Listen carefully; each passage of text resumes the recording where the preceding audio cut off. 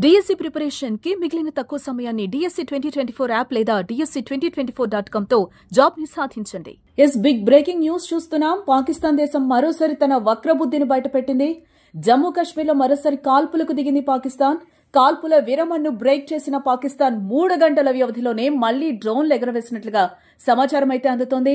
జమ్మూ కాశ్మీర్లోని అనంతనాగ్, బుడ్గాం, శ్రీనగర్, రాజౌరి, ఆర్ఎస్పురా, అఖ్నూర్ లాంటి ప్రాంతాల్లో అనుమానాస్పద డ్రోన్స్ ను స్థానికులు గుర్తించినట్లు వార్తలు వస్తున్నాయి.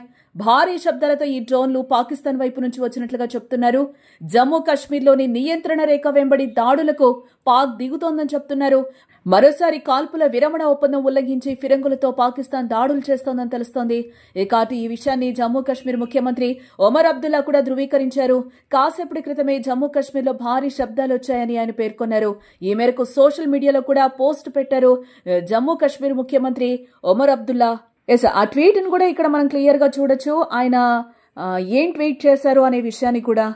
ఇక్కడ మరోసారి మనం చెప్పుకోవచ్చు, పాకిస్తాన్ తన వక్రబుద్ధిని చూపించింది. కాల్పుల విరమణ ఒప్పందాన్ని బ్రేక్ చేసింది క్లియర్ గా. జమ్మూలో మరోసారి డ్రోన్లు కనిపించాయి.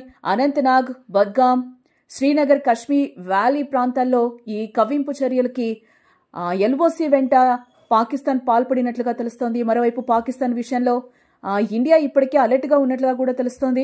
ఆర్ఎస్పురా సెక్టార్లో భారీగా కాల్పులైతే మళ్లీ పాకిస్తాన్ ప్రారంభించినట్లుగా మనకి సమాచారం అయితే అందుతోంది.